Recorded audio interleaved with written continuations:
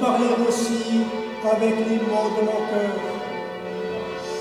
Tout d'abord, au nom de la paroisse tout entière, je voudrais vous saluer d'un lumineux accueil et vous féliciter d'avoir retenu l'église de Boudry pour célébrer vos Céciliennes 2024.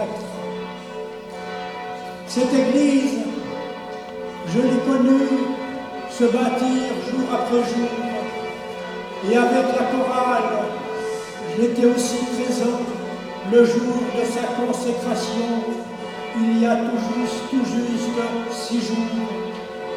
Voilà 58 ans. Et cette église, elle a aussi été mise sous la protection de l'apôtre Pierre que nous fêterons dans 20 jours.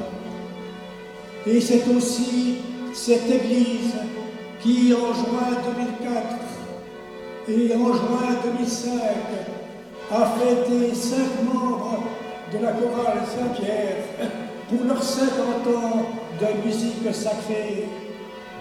Et avec regret, cette chorale s'est mise en veilleuse en juillet 2015.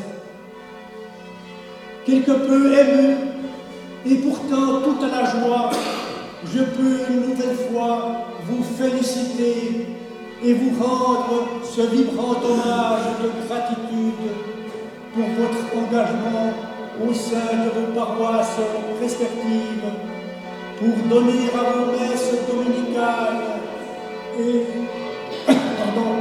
et à vos célébrations religieuses cette foi et cette ferveur profonde par la beauté et la chaleur de vos chants. Certes, je suis conscient, vous ne pourriez pas arriver à cet émerveillement au diapason de la noblesse de vos notes de musique sans votre enthousiasme, votre rigueur et votre ponctualité lors de vos répétitions. Puisse alors Dieu que vous magnifiez, Jésus-Christ que vous glorifiez et Marie que vous chantez, étendre sur chacune et chacun d'entre vous leur voile céleste et protecteur pour poursuivre votre noble et magnifique mission aujourd'hui et demain encore. Et dans mon élan de gratitude, je voudrais encore saluer les fidèles de Boudry et des environs qui ce matin dans cette église nous font l'honneur de leur présence. Et que le ciel, avec un grand C majuscule, bénisse votre jour de fête.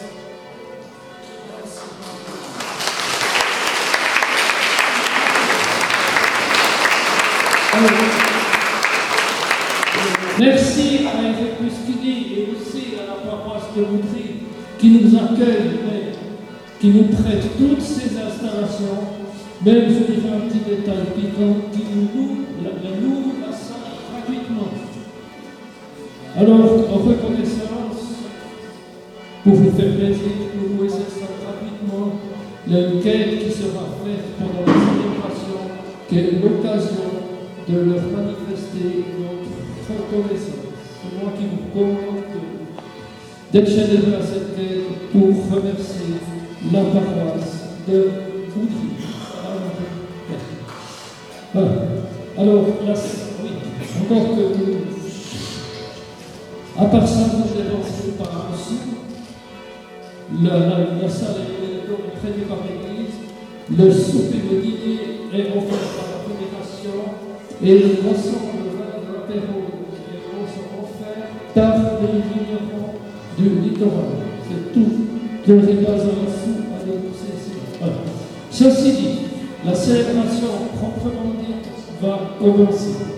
Nous avons quitté le temps de Pâques pour revenir au temps ordinaire dont nous célébrons le 10e dimanche. Comme vous le voyez, les ornements sont verts. qui est la couleur de l'espérance, mais aussi des saisons, de la vie des gens, et qui va durer jusqu'à la fin. Alors, les acteurs de cette célébration sont l'abbé Christophe M. Pelot, que vous avez vu tout à l'heure, qui regrette de devoir partir parce qu'il a un problème de famille. Il aurait bien aimé rester avec nous, mais c'est l'aumônier de la fédération, de notre fédération. Alors que Giovanni Pacheca, la directrice, notre directrice qui est nous, et Eric Bossigny, que vous venez de voir, qui fera aussi les lectures liturgiques. Les cantiques que nous chanterons dans la messe sont pour la plupart divocramiques, dont la messe en sol mineur. Mais en guise de chant d'entrée, le chœur interprétera l'œuvre de Jean Scarcella, Dieu comme une fête. Nous accueillons le prêtre. Bien Christophe.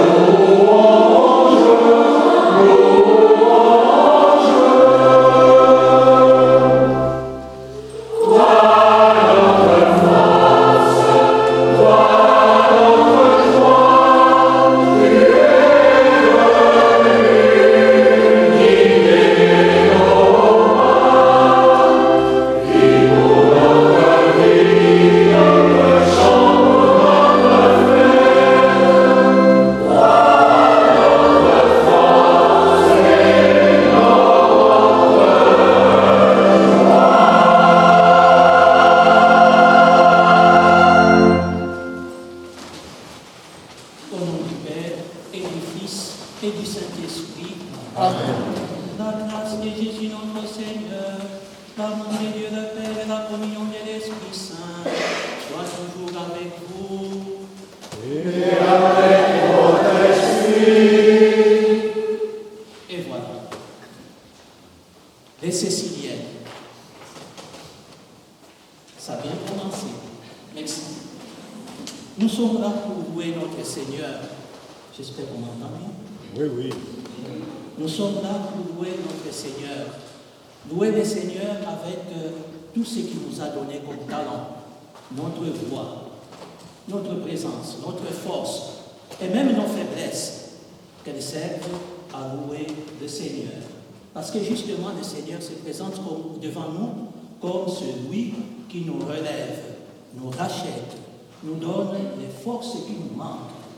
Et nous commençons cette célébration eucharistique en invoquant le nom de Dieu, Dieu miséricordieux, qui nous donne les forces pour continuer le chemin. Nous allons lui confier nos frères et sœurs dans la foi. Pasquale et Maria Cordas et David Pistara. Maintenant, nous reconnaissons pécheurs, demandons pardon au Seigneur. Gloria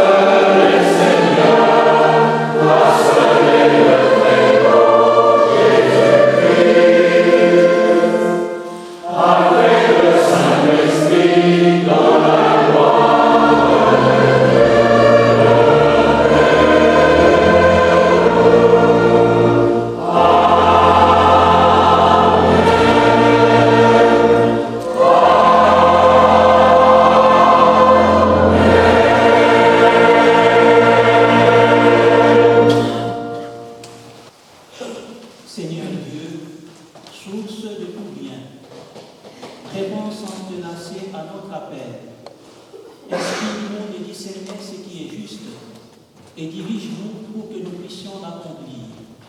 Par Jésus-Christ, ton Fils unique, notre Seigneur et notre Dieu, qui vient et règne avec toi dans l'unité du Saint-Esprit, pour les siècles des siècles.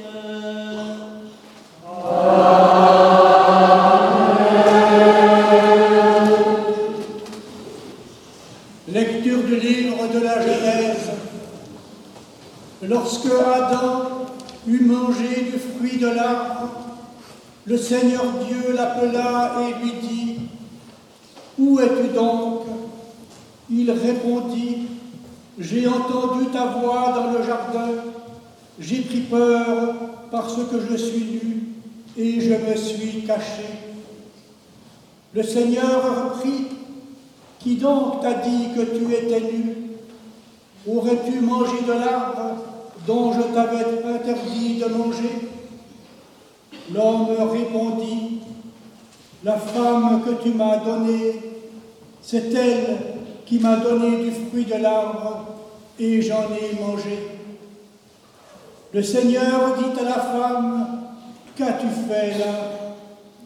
La femme répondit : « Le serpent m'a trompé, et j'ai mangé. » Alors le Seigneur Dieu dit au serpent : « Parce que tu as fait cela, tu seras maudit parmi tous les animaux et toutes les bêtes des champs.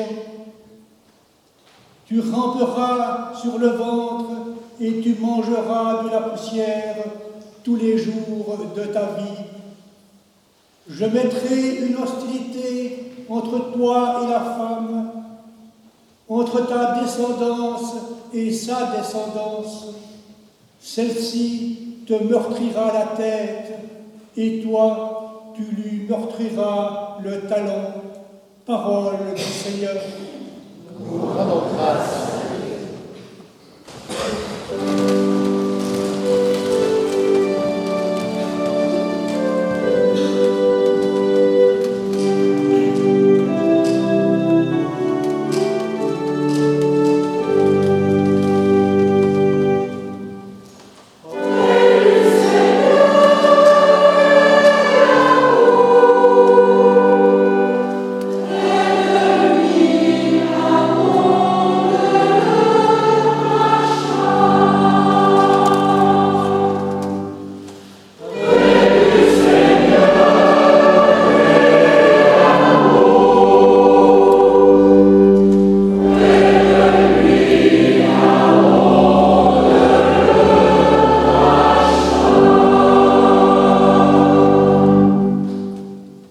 Des profondeurs, je crie vers toi, Seigneur. Seigneur, écoute mon appel. Que ton oreille se fasse attentive au cri de ma prière.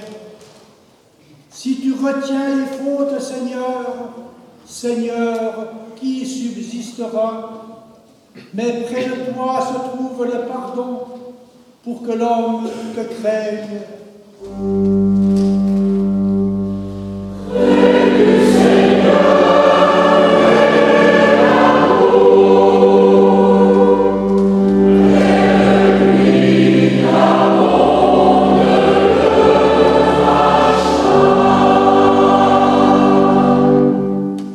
J'espère le Seigneur de toute mon âme, je l'espère et j'attends sa parole.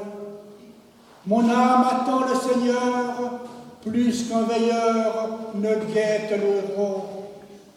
Oui, près du Seigneur est l'amour, près de lui abonde le rachat. C'est lui qui rachète Israël de toutes ses fautes.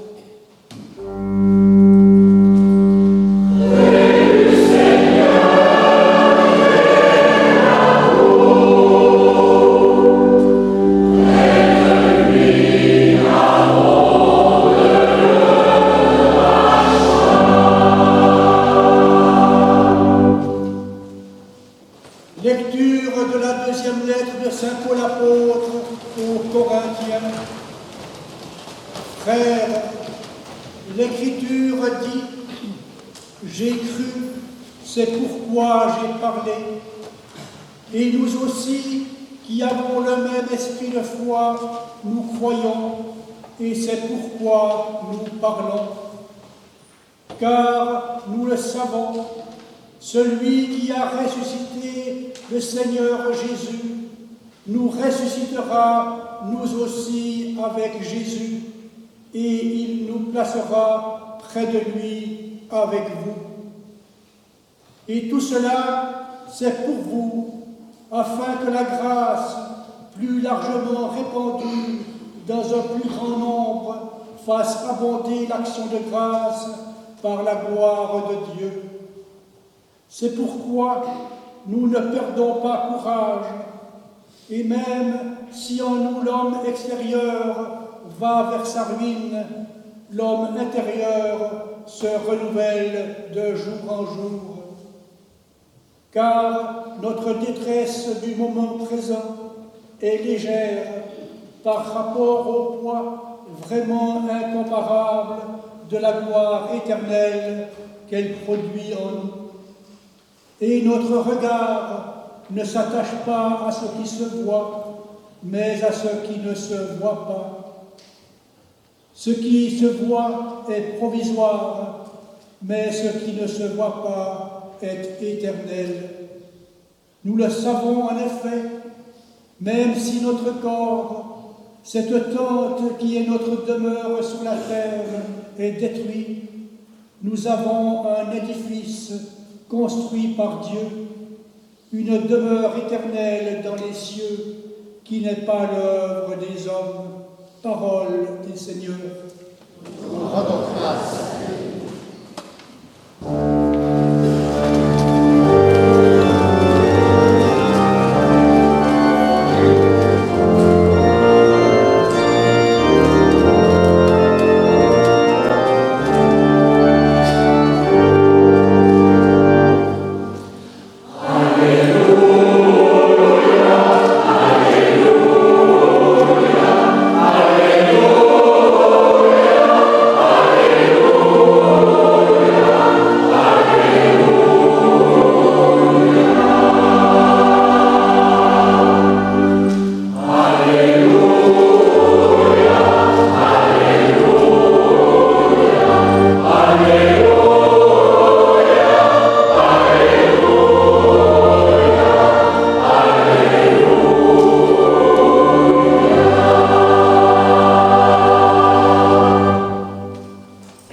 Maintenant, le prince de ce monde va être jeté dehors, dit le Seigneur. Et moi, quand j'aurai été élevé de terre, j'attirerai à moi tous les hommes.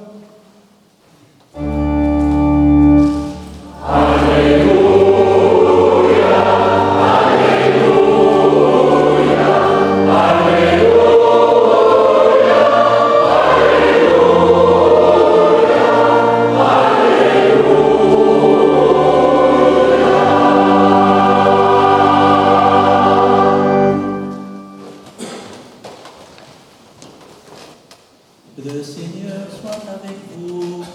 Et avec votre esprit. Évangile de Jésus-Christ selon saint Marc.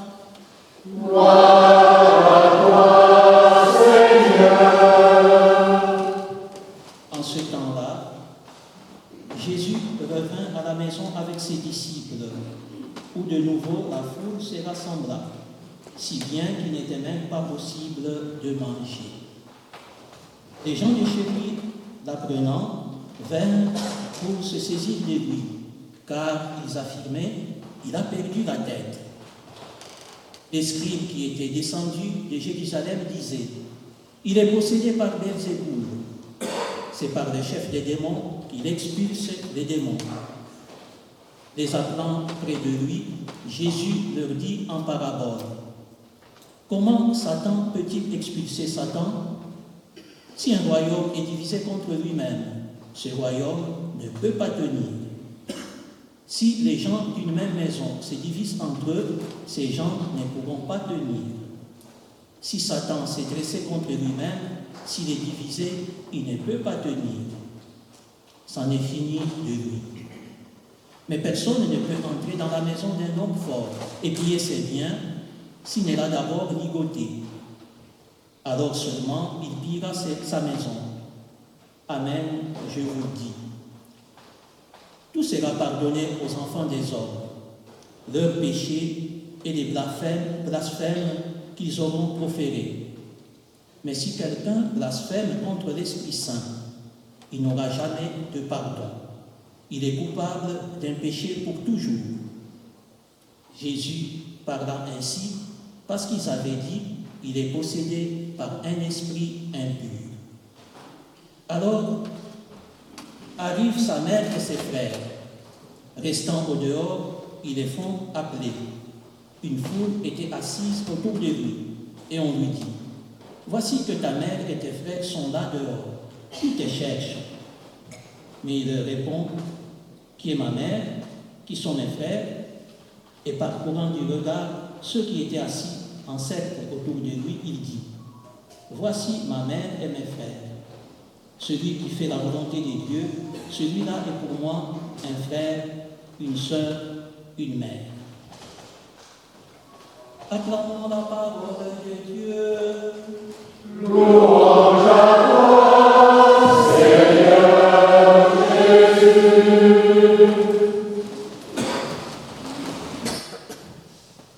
Voilà. C'est un jour particulier à Boutry et pour nous tous. Un jour pour lequel des gens se sont préparés, des gens ont pris du temps, des gens ont fait des répétitions. Mais au-delà des répétitions, au-delà du rendement, il y a quelque chose qui demeure et qui est pour nous la chose la plus importante. C'est la rencontre avec le Seigneur. C'est un jour donc pour rencontrer le Seigneur. Rencontrer le Seigneur en chantant pour lui, en le remerciant. Rencontrer le Seigneur en élevant nos voix pour pouvoir dire à lui, oui Seigneur, c'est toi qui nous appelles, c'est toi qui veux nous sauver et nous sommes là. Et le message d'aujourd'hui se situe à ce niveau-là. La première lecture, c'est le livre de la Genèse, qu'il ne faut jamais lire comme si c'était un livre d'histoire, parce qu'il a été écrit des siècles et des siècles après le début de l'humanité. Il n'y avait personne comme témoin pour noter quand Dieu créait. Sinon, celui qui allait noter devait être créé avant que Dieu ne crée. Voilà. Ça, c'est tout à fait logique, non? Donc, ce n'est pas un livre d'histoire. Et on dit clairement, c'est un genre mythique. Quand je dis mythique, certains disent, ah, c'est un mythe, donc voilà. Écoutez, Jésus-Christ a parlé en parabole, oui ou non? Jésus-Christ a parlé en parabole. Les paraboles. Quand on dit, je ne sais pas moi, l'enfant prodigue.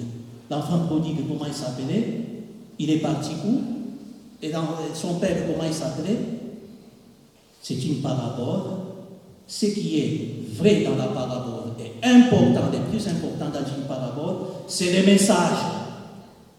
Et le plus important dans un mythe, c'est aussi le message. Et nous sommes là. C'est un genre mythique. Cet extrait des livres de Genèse. L'homme a péché. Oui, quand nous étions au caté, de tout petits enfants, nous étions préoccupés. On demandait au catéchisme, les fruits qu'ils avaient mangés, c'était quoi? Une mangue, un avocat, un safou, maracuja, mangousta. C'est quoi ces fruits-là? Si on en reste là, on entre au niveau historique, et bien on s'embourbe. Parce que ce n'est pas ça l'essentiel. L'essentiel du message, c'est que l'homme s'est éloigné de Dieu. Présentons ça d'une manière simple. Vous êtes chez vous, vous avez construit votre maison selon votre plan, et vous avez orné comme vous avez pensé. Et puis un beau jour, arrive quelqu'un, vous ne savez pas d'où il vient, il entre dans votre maison, et puis il commence à dire à vos enfants, non, vous devez changer les chambres, c'est là que vous devez habiter, parce que vos parents vous ont mis là-bas pour ceci, c'est là, la cuisine, votre cuisine, non, ça il ne faut plus manger dans cette... Ça vient d'où? Il vient d'où d'abord celui-là? Et c'est ça que nous avons là-bas. Dieu a ordonné tout pour le bien de l'homme, notre bien. Et voilà que surgit le tentateur qui vient donner son ordre à lui, son organisation à lui. Malheureusement, l'homme se laisse prendre. au lieu d'écouter celui qui a tout préparé pour lui et qui lui a tout donné, lui préfère écouter et suivre un intrus. Disons des termes, c'est un intrus. Qu'est-ce que nous pouvons retenir comme message de ces premiers textes? C'est que les péchés nous dénudent. Les péchés nous rendent fragiles. Les péchés détruisent toute nos défenses. Et c'est ça la nudité. Ils sont là. Ils ont péché, ils se sont éloignés des dieux, et puis ils se rendent compte qu'ils sont à découvert. Alors ils doivent commencer à se cacher. La deuxième chose, c'est celle-ci. Les péchés nous rendent irresponsables. Ah non, ce n'est pas moi, c'est la femme que tu m'as donnée. Alors, non, ce n'est pas moi, c'est le serpent. Donc ce n'est jamais moi, c'est toujours les autres. Ça nous rend irresponsables. Et c'est ça dans les concrets de notre vie. Chaque fois qu'on cherche une justification, on cherche des excuses, dites simplement, je l'ai fait, je l'ai dit, je l'ai pensé, oui, j'ai mal fait, Seigneur, pardonne-moi. C'est le plus simple. Mais nous, c'est toujours, non, c'est-à-dire que si lui n'avait pas dit ça, si lui n'avait pas fait ça, moi je n'avais pas cette intention-là, vraiment, ça n'a jamais passé par ma tête. Stop. Les péchés nous rendent irresponsables. Ce n'est jamais nous, c'est à cause des autres. Ça, c'est notre situation humaine que nous vivons tous les jours. Je vois beaucoup de sourires parce que peut-être que ce matin, nous avons aussi vécu ça à la maison. Bon, moi, j'étais seul, donc voilà.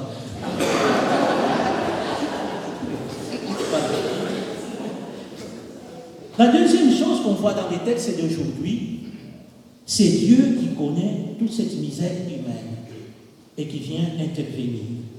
Qu'est-ce que Dieu fait? Il veut racheter l'humanité, nous racheter de tous ses péchés, au-delà de toutes nos excuses. Dieu sait que nous voulons toujours nous excuser. Dieu le sait très bien, il n'est pas ignorant. Mais au-delà de tout cela, qu'est-ce que veut faire le Seigneur? Le Seigneur veut nous récupérer. Et nous voyons dans la deuxième lecture, c'est Paul qui écrit aux Corinthiens. Corinthe, c'est une ville portuaire.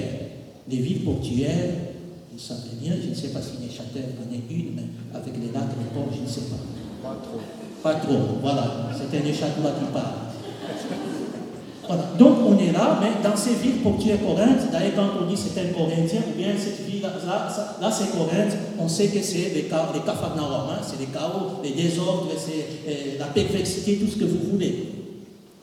Mais qu'est-ce que dit Paul à ces Corinthiens? De un, ces Corinthiens sont des païens, c'est-à-dire qu'ils ne sont pas juifs.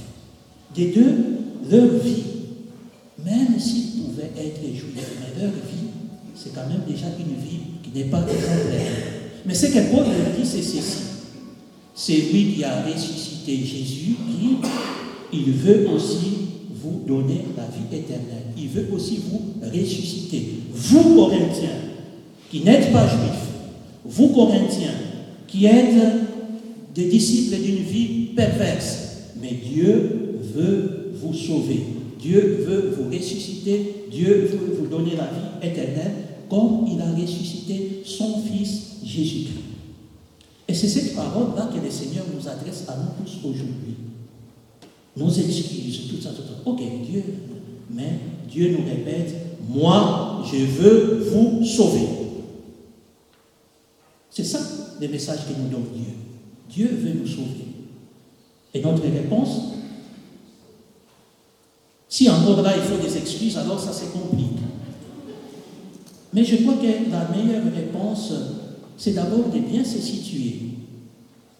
Et c'est très important. Quand on demande aux gens qu'est-ce que l'Église, beaucoup de gens ont de l'Église l'image d'un code de morale. L'Église, c'est la morale, les biens, les mal. Mais moi, je me pose une question. Quand on dit les biens, les mal, les biens, il est où? À gauche, chez moi, ou à gauche chez vous? C'est du fleuve, c'est vite. Les biens, il est où? À gauche ou à droite? Et les mal, il est où? À gauche? Bon, admettons que les mal soient à gauche et les biens à droite. Et nous sommes où? Nous sommes où? Mais les gens haïssent la zone grise, non? Ou bien le bien, ou bien le mal. Et maintenant, nous sommes où? Si nous sommes à gauche, nous sommes dans le mal, ça signifie qu'il n'y a rien de bon en nous. Si nous sommes à droite, nous sommes dans les biens, ça signifie que Dieu n'a rien à faire chez nous parce que nous sommes parfaits. C'est la plus mauvaise image pour représenter notre vie avec Dieu. La meilleure image pour représenter notre vie avec Dieu, c'est de mettre Dieu devant. Devant, regardons vers lui. Pour que nous comprenions que nous devons faire des pas pour y arriver. Et si nous sommes tous pécheurs, chacun avec ses fardeaux qui ne sont jamais identiques. Moi j'ai les miens, toi tu as les tiens, lui a les siens, elle a les siens, chacun a ses fardeaux. Mais nous sommes là ensemble et c'est le même Seigneur qui nous appelle. Marchons vers lui, il veut nous racheter. Et je crois que c'est ça la meilleure représentation de ce que nous sommes comme peuple de Dieu. Un peuple des pécheurs, un peuple des Corinthiens, nous pouvons dire, mais un peuple que Dieu appelle, et un peuple qui accepte de marcher vers Dieu qui veut le sauver. Ça, c'est la meilleure image. Ça, c'est la deuxième lecture. Et dans l'Évangile, Jésus-Christ, qu'est-ce qu'il vient faire Jésus-Christ chez nous? Justement, il vient nous racheter, il vient nous délivrer, il vient nous sauver. Et c'est ce qu'il est en train de faire. Il guérit les gens, il libère les gens, il décharge le cœur des hommes de tous ces péchés. Mais il y a deux choses qui arrivent. Il y a d'un côté les pharisiens, toujours eux, qui disent, mais cet homme, il a perdu la tête, on ne comprend pas qu'est-ce qui se passe, c'est quoi tout ce qu'il est en train de faire. Bon, il est fait certainement par la puissance de Belzéboul. Belzéboul, c'est le prince des démons. Ah. Et puis après, il y a sa famille qui dit, mais écoute fils, tu vas t'épuiser pour rien, tu es encore jeune, rentrons à la maison. Et la réaction de Jésus, c'est quoi? En face des pharisiens, il dit une chose.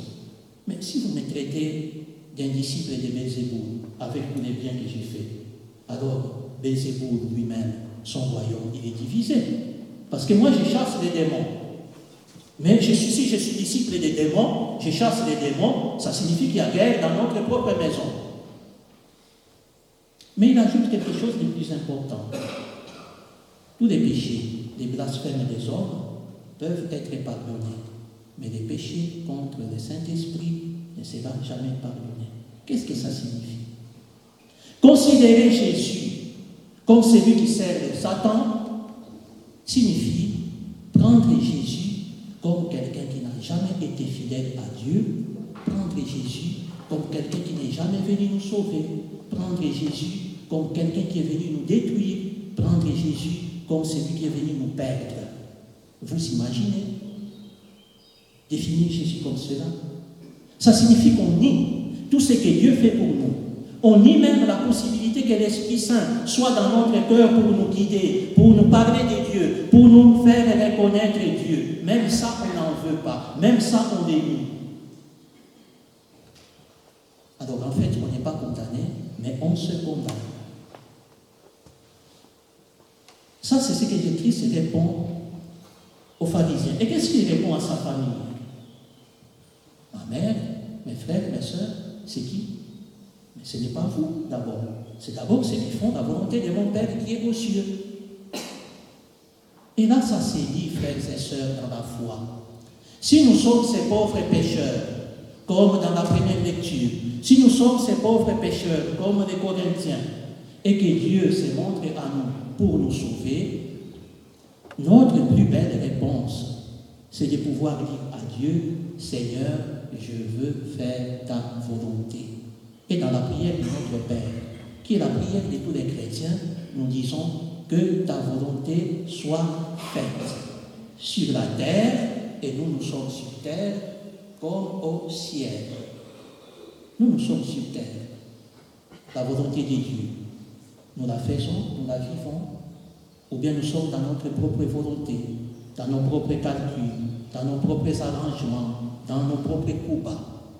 Nous allons aujourd'hui demander au Seigneur que lui qui est venu pour nous sauver, lui qui se démène pour nous sauver, puisse toucher nos cœurs, habiter nos cœurs, les bousculer un peu, pour que ces cœurs apprennent à se reconnaître d'abord pécheurs, et à compter sur la miséricorde divine.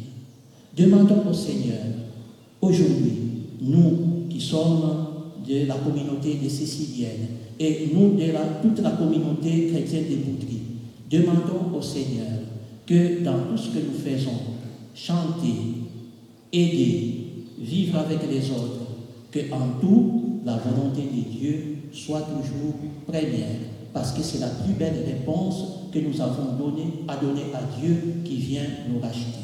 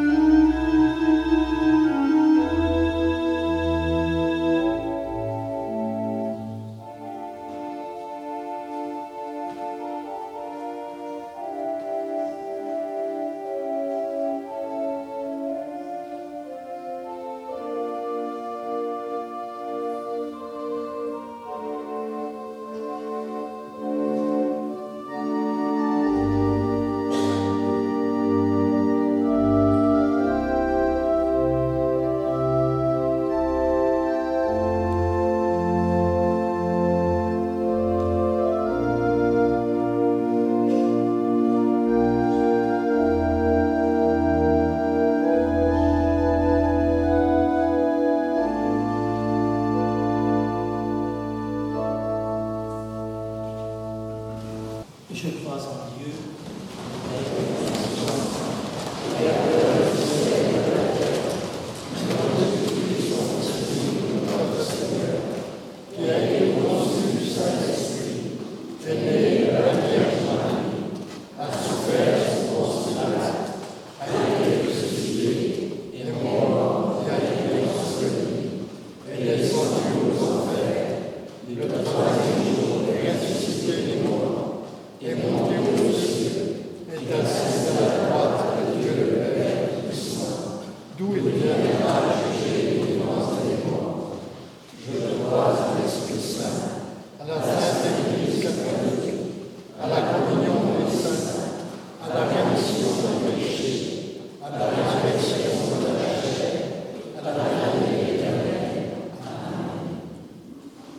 fort de notre foi en l'amour de Dieu notre Père, adressons-lui notre prière pour tous les habitants de la terre.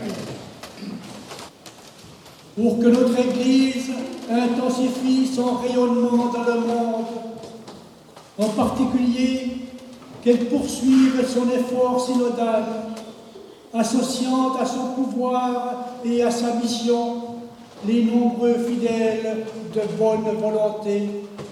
Tous ensemble, prions. Je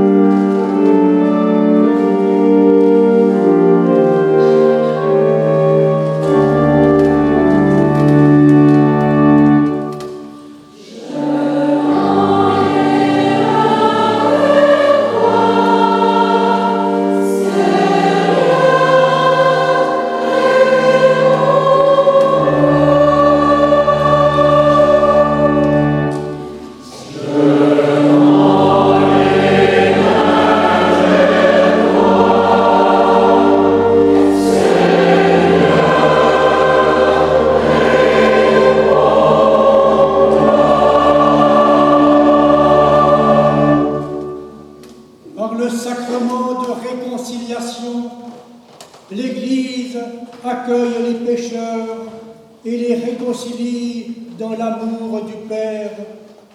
Pour les prêtres et pour toutes les personnes qu'ils accompagnent sur le chemin de la réconciliation, prions ensemble.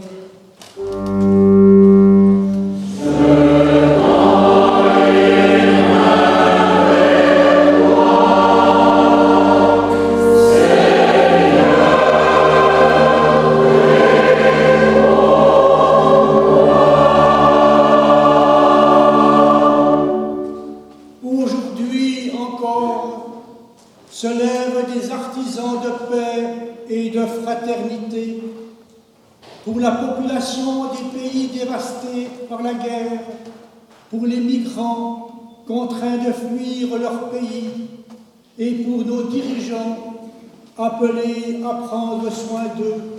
Prions ensemble.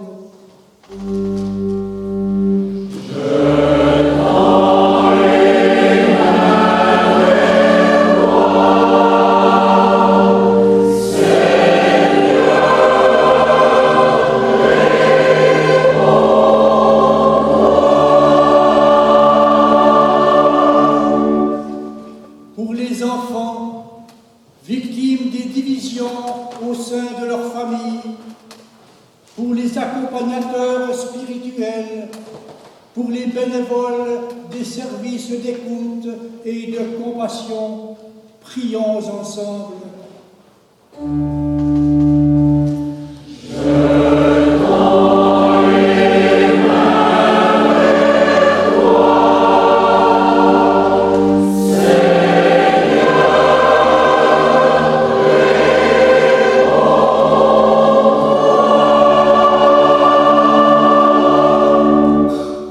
Enfin, pour toute notre communauté rassemblée aujourd'hui, nos prêtres, nos fidèles, nos bénévoles, nos chanteurs, pour qu'ils demeurent le ferment de notre communauté, pour les jeunes en quête de leur chemin professionnel et soucieux de leur avenir, prions ensemble.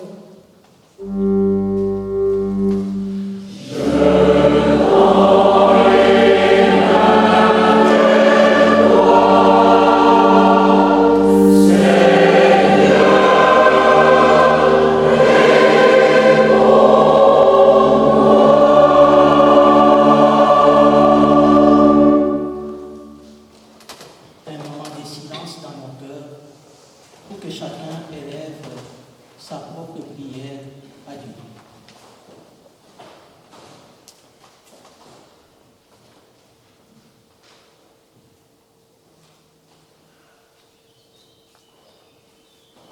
Oui, Seigneur, que ton esprit vienne sur notre communauté rassemblée et dans les cœurs de chacun d'entre nous. Nous deviendrons ainsi capables de bâtir ton royaume de justice et de paix avec Jésus, le Christ, notre Seigneur. Amen.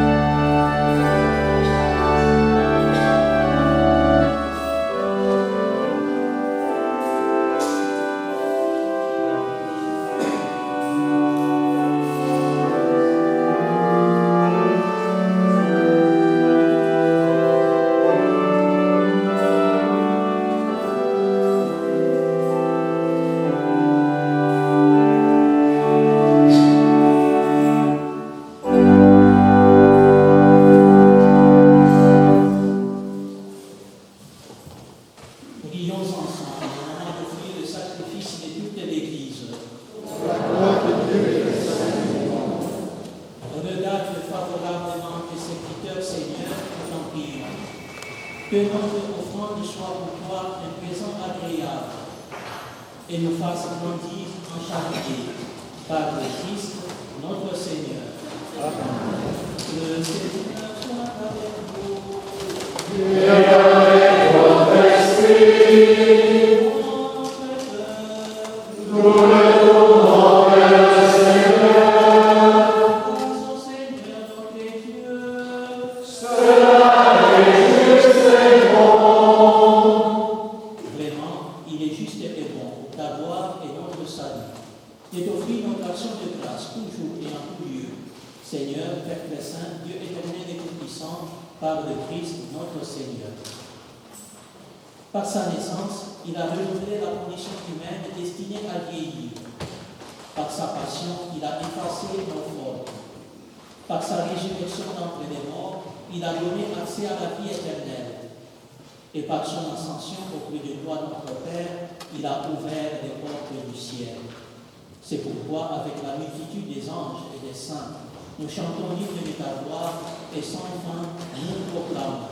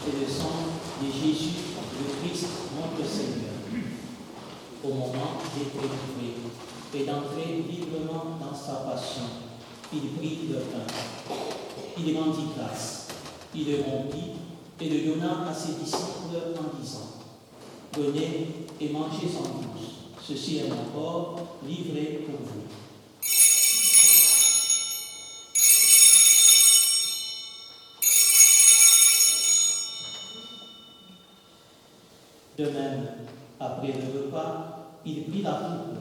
De nouveau, il rendit grâce et la donna à ses disciples en disant : Prenez et buvez-en tous, car ceci est la coupe de mon sang, le sang de l'alliance nouvelle et éternelle, qui sera versé pour vous et pour la multitude en rémission des péchés.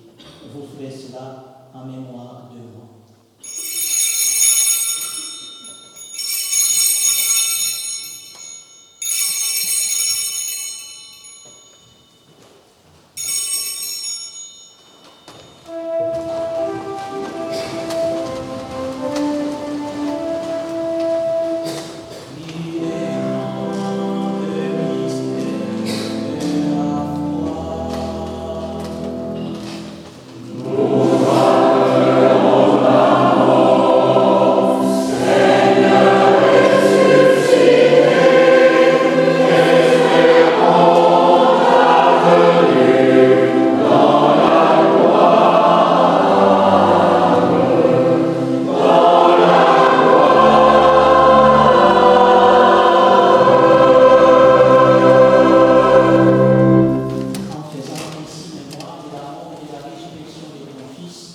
Nous t'offrons, Seigneur, le pain de la vie et la coupe du salut, et nous te rendons grâce car tu nous as estimés dignes de nous tenir devant toi pour te servir. Humblement, nous te demandons qu'en ayant part au corps et au sang du Christ, nous soyons rassemblés par l'Esprit Saint en un seul corps. Souviens-toi, Seigneur, de ton Église répandue à travers le monde. Fais-la grandir dans ta charité, en union avec notre pape François, notre évêque Charles, son auxiliaire Alain et tous les évêques, les prêtres et les diacres. Souviens-toi aussi de nos frères et sœurs qui se sont endormis dans l'espérance de la résurrection.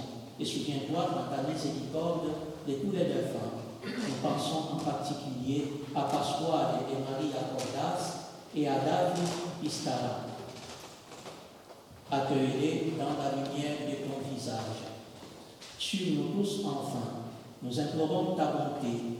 Permets qu'avec la Vierge Marie, la bienheureuse Mère de Dieu, avec Saint Joseph son époux, les apôtres, Sainte Cécile et tous les saints qui ont fait ta joie au long des âges, nous ayons part à la vie éternelle, et que nous chantions ta louange et ta gloire par ton Fils, Jésus le Christ.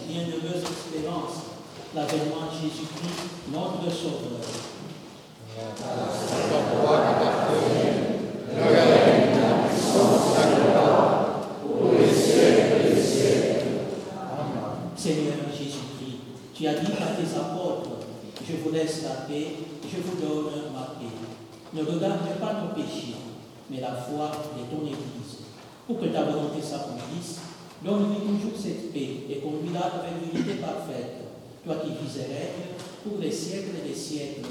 Que la paix du Seigneur soit toujours avec vous. Et avec votre esprit. Et dans la charité du Christ, échangeons un signe de paix.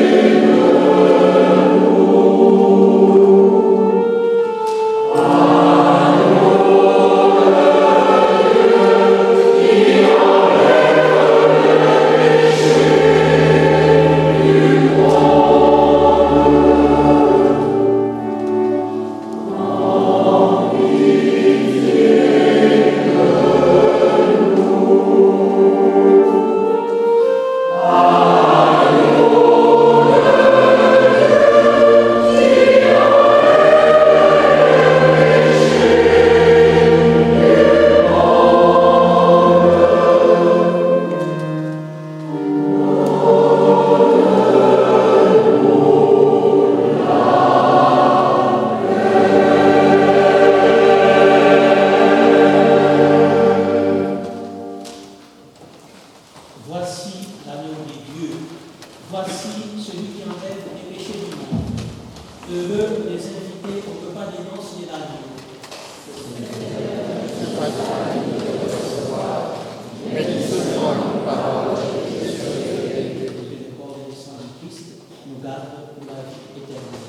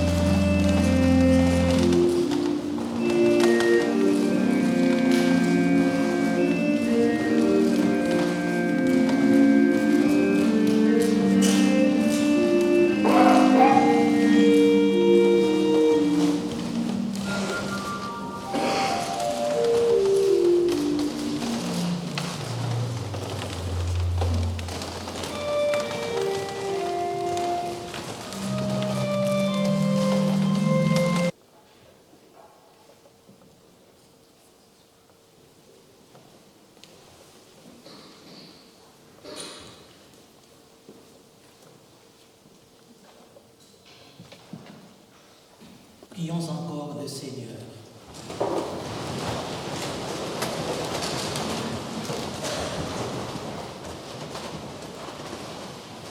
Par ta force de guérison, Seigneur, dans ta bonté, libère-nous de nos égarements et conduis-nous sur le droit chemin.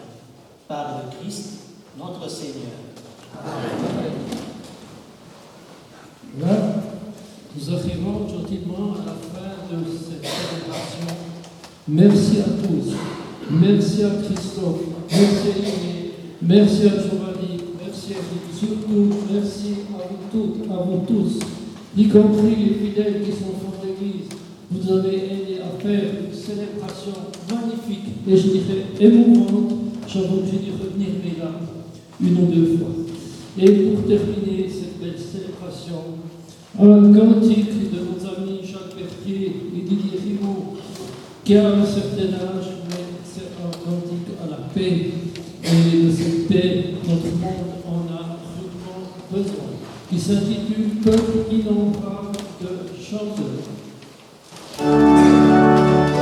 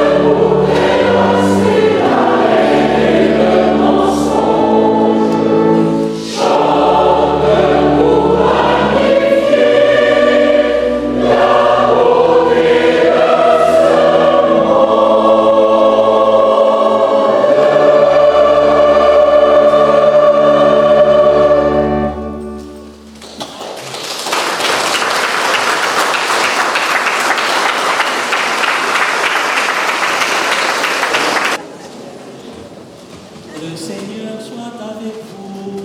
Et avec votre esprit. Dieu Tout-Puissant vous bénisse et vous garde, le Père, le Fils et le Saint-Esprit. Amen. Dans la paix du Christ.